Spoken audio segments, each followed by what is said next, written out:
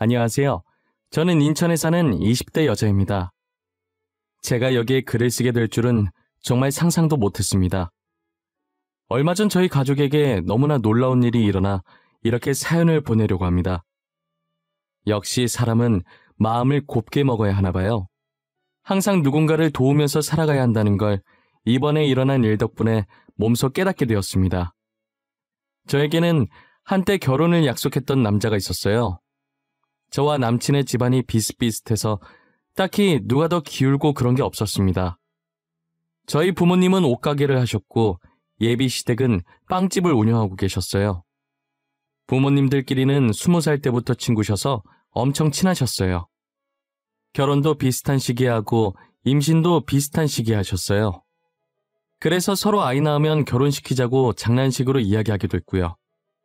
그런데 말이 씨가 됐는지 장난으로 했던 말이 진짜 현실로 되더라고요.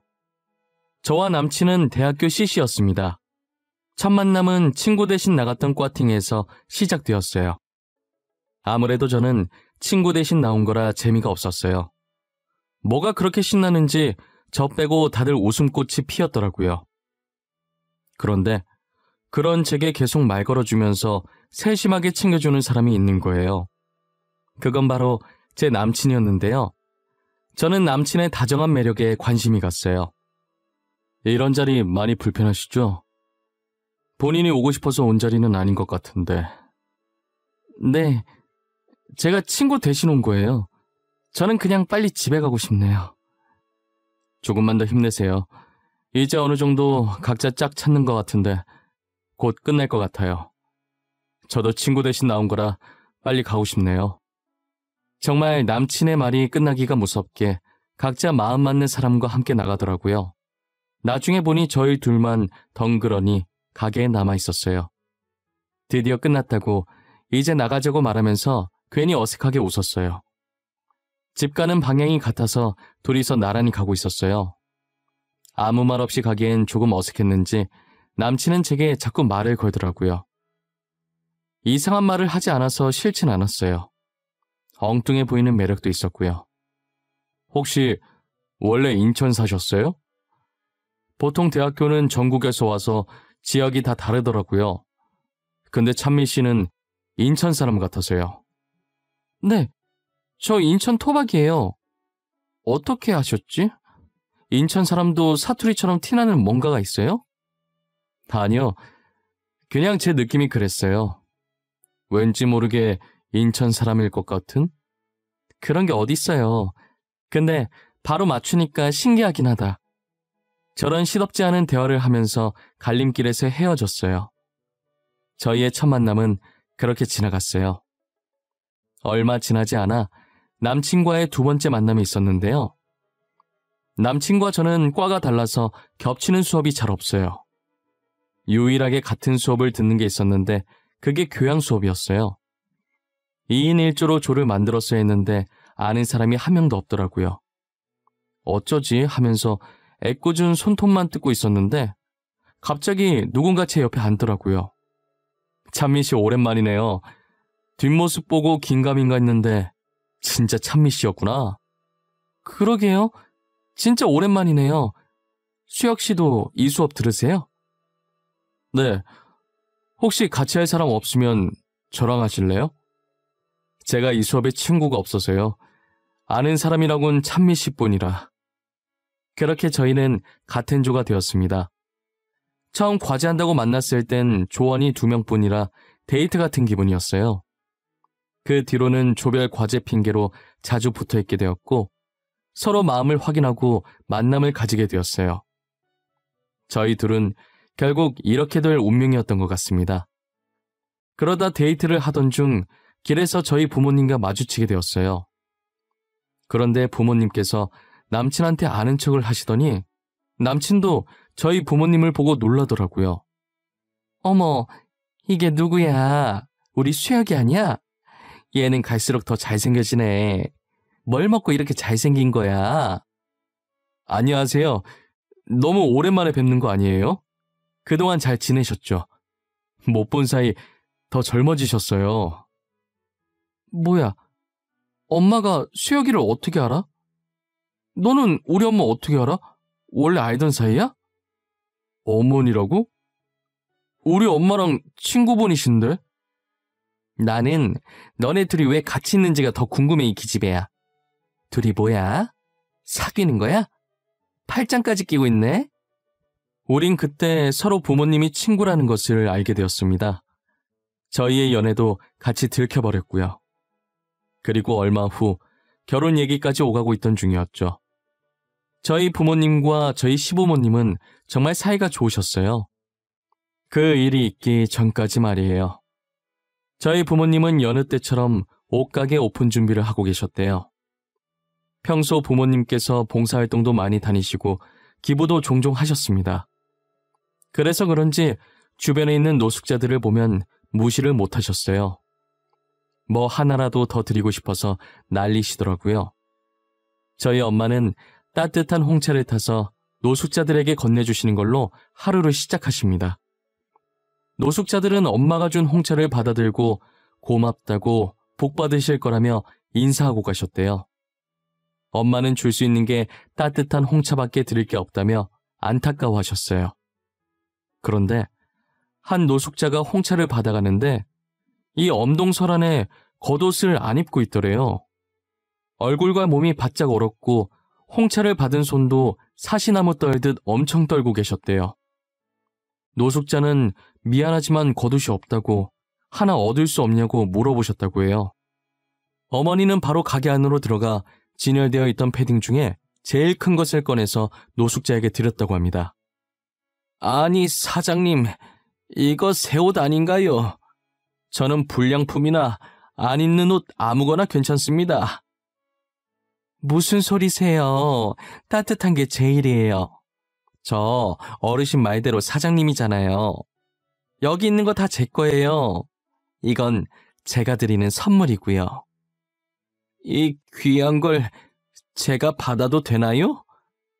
이것도 다 돈 받고 파는 건데 너무 죄송해서 어째요? 자꾸 죄송하다고 하시네. 제가 진짜 선물로 드리고 싶어서 그래요. 제 마음이니까 그냥 받아주세요. 안 받아주시면 어르신이 제 마음 버리신 거예요.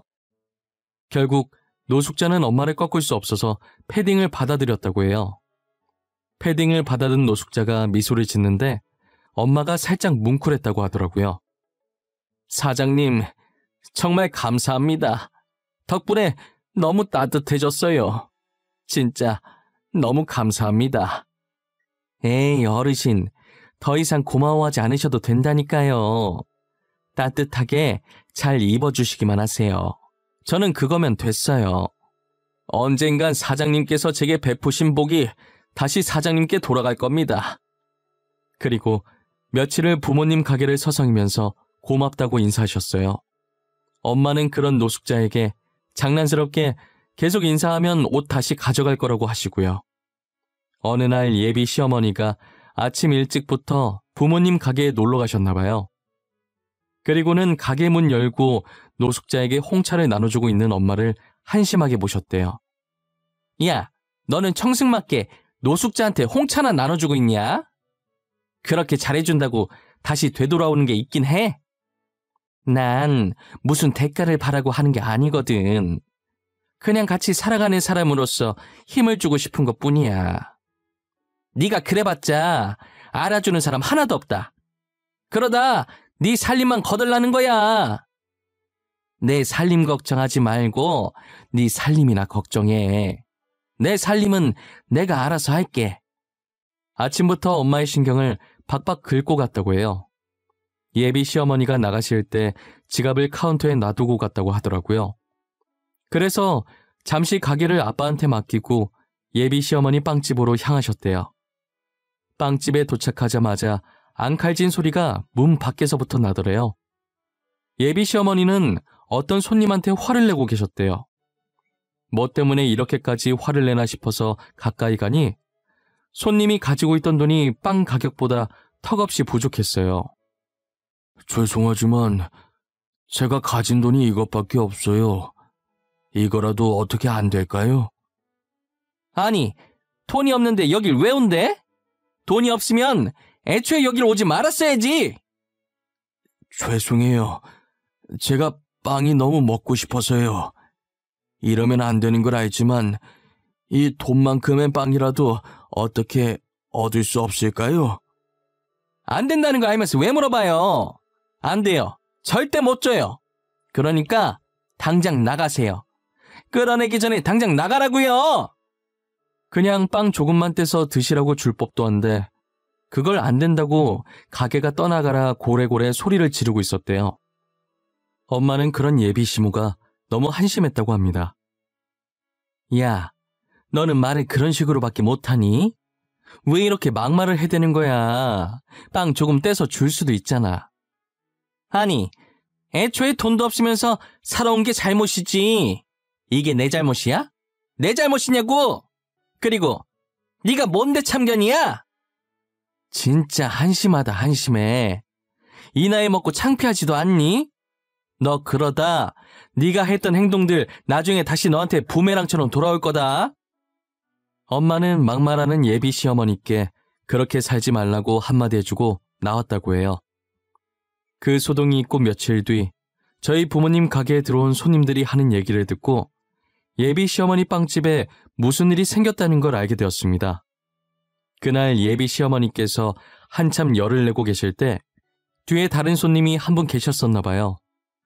그 손님이 몰래 영상을 찍어서 SNS에 땡땡빵집 사장 인성이라는 제목으로 영상을 올렸더라고요. 영상은 삽시간으로 빠르게 퍼지면서 예비 시어머니의 빵집은 서서히 망이 가기 시작했어요. 결국 예비 시어머니는 빵집을 다른 사람에게 팔아넘기고 저희 부모님 가게 옆에 카페를 오픈하셨어요. 그런데 얼마 지나지 않아 이번엔 노숙자가 예비 시어머니 카페에 들어갔나 봐요. 예비 시어머니의 찢어지는 목소리가 저희 부모님 가게까지 다 들렸었어요. 사장님, 혹시 따뜻한 거 하나만 주실 수 있나요? 제가 너무 추워서요. 정말 죄송합니다. 아니, 이 동네는 거지들밖에 없나? 돈도 없이 카페를 왜 들어와? 내가 자선사업가야? 몸이 너무 차가워서 그래요. 따뜻한 물이라도 한 잔 안 될까요? 나한테 맡겨놨어? 죄다 나한테 와서 난리야. 빨리 나가. 당장 안 나가? 그렇게 갑질을 해대서 빵집이 망한 지 불과 얼마 지나지 않았었는데 예비 시어머니는 그걸 곳에 잊었나 보더라고요. 그 성격 못 버리고 대쪽같이 화내면서 노숙자를 카페에서 쫓아내버렸어요. 시끄러운 소리에 엄마가 나가보니까 쫓겨난 노숙자가 카페 앞에서 몸을 웅크리고 있었어요. 가까이 다가가 보니 전에 엄마가 패딩을 선물로 줬던 그 노숙자였어요. 엄마는 노숙자를 붙잡고 가게 안으로 데리고 들어오셨어요. 그리고는 노숙자에게 따뜻한 커피를 만들어 드렸대요. 정말 감사합니다. 제가 매번 이렇게 신세만 지고 있네요. 이걸 어떻게 다 갚아야 할지. 아니에요. 도울 수 있을 땐 서로 도와주는 게 맞죠. 불편해하지 마시고 여기서 몸 좀 녹이고 가세요. 사장님께 얼마 지나지 않아 큰 복이 들어올 거예요. 커피 잘 마셨습니다. 덕분에 몸도 따뜻해졌고요. 노숙자는 알 수 없는 말을 하시더니 의미심장한 표정으로 엄마를 한번 보시고 나가셨대요. 또다시 예비 시어머니의 갑질하는 영상이 퍼졌어요. 결국 카페도 팔아넘기게 되었습니다. 엄마는 계속되는 예비 시어머니의 갑질을 가만히 지켜보셨어요. 그러더니 나중에는 제가 결혼하면 시집살이 시킬 것 같다며 결혼 얘기는 없던 일로 하기로 했습니다. 저도 영상들을 보니 도저히 결혼은 안 되겠더라고요. 일주일이 지났을 때쯤 멀끔한 신사 한 분이 부모님 가게로 들어오셨어요. 그리고는 가만히 서서 엄마를 빤히 보시더래요. 저희 가게가 주로 여성을 주 고객으로 하는 옷가게라 남성용 옷은 없는데 혹시 선물용으로 사러 오신 건가요? 옷을 사러 온 것이 아니에요. 저는 여기 사장님을 만나러 온 것입니다. 제가 여기 사장님인데 무슨 일이시죠? 혹시 제가 실수한 거라도 있나요? 허허허, 그런 게 아닙니다. 사장님께 복을 전해주려고 왔어요. 그때 사장님께서 패딩을 선물로 주셨던 노숙자 기억하십니까? 네, 당연히 기억나죠. 최근에 못 본 것 같긴 한데 혹시 그분께 무슨 일이라도 있는 건가요? 엄마는 그때까지만 해도 노숙자한테 무슨 일이 생긴 줄 아셨대요. 최근 홍차를 나눠줄 때 그분이 안 보이셨거든요. 사장님, 제가 바로 그 노숙자입니다. 여기 제 손에 들려있는 종이 가방 속엔 사장님의 패딩이 들어있고요. 아니, 이게 무슨... 로또 당첨되셨어요? 이렇게 보니 완전 딴 사람 같으세요. 사실 땡땡 가구가 제 회사입니다. 제 삶이 너무 재미없어서 살면서 안 본 게 뭐가 있지 하다가 노숙자 생활을 해본 거예요. 땡땡 가구요? 그거 엄청 유명한 회사 아닌가요? 우리 딸방에 있는 가구들도 다 거기 제품들인데. 아, 그러세요? 다른 거 필요한 거 있으면 언제든지 말씀해 주세요. 사장님께서 제게 그랬듯 저도 사장님께 선물을 드리고 싶습니다. 아유, 괜찮아요. 그런데 왜 저를 다시 찾아온 거예요? 패딩 돌려주시려고요? 패딩은 사장님께서 주신 선물인데 제가 잘 간직해야죠. 사실 제가 노숙자 생활하면서 이곳저곳 구걸을 많이 해봤는데 다 저를 내쫓았어요. 하지만 사장님만 저를 받아주셨죠. 그러더니 들고 있던 철가방을 어머니께 주셨대요. 꼭 자기가 가면 열어보라고 하시면서요. 이건 제가 사장님께 드리는 복입니다. 그동안 정말 감사했어요. 이건 제가 나가고 나면 그때 열어보십시오. 알겠어요. 종종 놀러 오세요. 또 따뜻한 홍차 맛있게 만들어서 드릴게요. 사장님 홍차 많이 생각날 겁니다. 다음에 다시 만나는 날이 오길 바랄게요. 엄마는 신사분이 가신 뒤에 가방을 열어보셨어요. 가방을 열어보는 순간 엄마는 지금 꿈을 꾸고 있는 줄 알았대요. 가방 속엔 돈뭉치로 가득 차 있었어요. 드라마에서만 보던 돈가방이었던 것이에요. 뒤늦게 정신 차린 엄마는 밖으로 나가보았지만 이미 신사분은 가고 없었죠. 그렇게 저희 가족은 순식간에 돈방석에 앉게 됐어요. 부모님 옷가게도 확장 이전하게 되었답니다. 간간히 시댁 식구들 소식을 듣고 있었는데요. 예비 시어머니 영상이 얼마나 인기가 좋았던지 얼굴이 알려져서 새로운 가게를 여는 족족 소문이 나서 망했대요. 그리고 저희 가족 소식을 들었는지 노숙자들만 쫓아다니면서 가식적으로 음식을 나눠주고 있다고 하더라고요. 하지만 돌아오는 것은 아무것도 없었다고 합니다. 정말 진심에서 우러나온 봉사를 해야 복이 오는 것이지 아무에게나 복이 다 가는 게 아니랍니다. 사람은 살면서 마음을 곱게 먹어야 하는 것 같습니다. 옛날 말 틀린 거 하나 없어요. 가는 말이 고와야 오는 말이 곱다는 속담이 괜히 있는 게 아니라니까요. 그리고 제게도 새로운 사랑이 찾아왔어요. 결혼도 코앞에 앞두고 있답니다. 정말 소름 돋는 게 지금 제가 만나고 있는 남친이 글쎄 그 신사분 막내 아들이었더라고요. 저도 몰랐다가 상견례 날 만나서 알게 되었어요.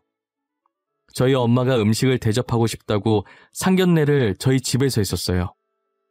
초인종 소리에 제가 뛰어나가 문을 열어들었는데 주방에서 나오던 엄마가 소리를 지르시면서 들고 있던 국자를 떨어뜨리는 거예요. 놀란 엄마의 시선이 신사분을 향해 있었어요. 하지만 신사분은 전혀 놀라지 않으시더라고요. 마치 다 알고 있었다는 듯이요. 여기서 또 반전이 있었습니다. 제가 남친과 만나게 된 게 도서관이었거든요. 평소 책을 좋아해서 도서관에 자주 가곤 했어요. 별다른 일 없으면 거의 도서관에 있다고 보면 될 정도로요. 알고 보니 남친을 그 도서관에 보낸 게 신사분, 그러니까 지금 저의 예비 시아버지였던 거예요. 엄마 가게에서 저를 몇 번 보고 마음에 들어서 일부러 자신의 막내 아들과 붙여놓은 거였어요. 이 사실을 상견례할 때 사람 좋은 미소로 아무렇지 않게 말씀해 주시는 겁니다. 저희 가족은 너무 놀라서 아무 말도 안 나왔어요. 남친은 처음에 이런 식으로 아버지가 주선하는 게 마음에 안 들었대요. 잠시 만나고 끝내자 생각했는데 의외로 저랑 잘 맞아서 계속 마음이 가더래요. 그리고 저희 부모님을 만나보니 되게 좋으신 분들이라 가족이 되면 좋겠다고 생각했대요. 이게 다 예비 시아버님의 큰 그림이셨어요. 이제껏 운명이라고 생각하며 신기했었는데 아버님의 짜여진 각본이었다고 생각하니 웃겼어요. 어떤 인연으로 만나게 되었든 지금 저희는 행복하게 결혼식 날짜만 세고 있답니다. 결혼하면 남친이랑 틈틈이 같이 봉사를 다닐까 생각하고 있어요. 여러분들도 대가를 바라지 말고 순수한 마음으로 어려운 사람들을 도우며 살아보세요. 그러면 언젠간 그 선행들이 다 여러분들에게 복으로 다시 돌아가게 될 거예요. 제 이야기는 여기까지입니다. 언제나 행복하세요. 감사합니다.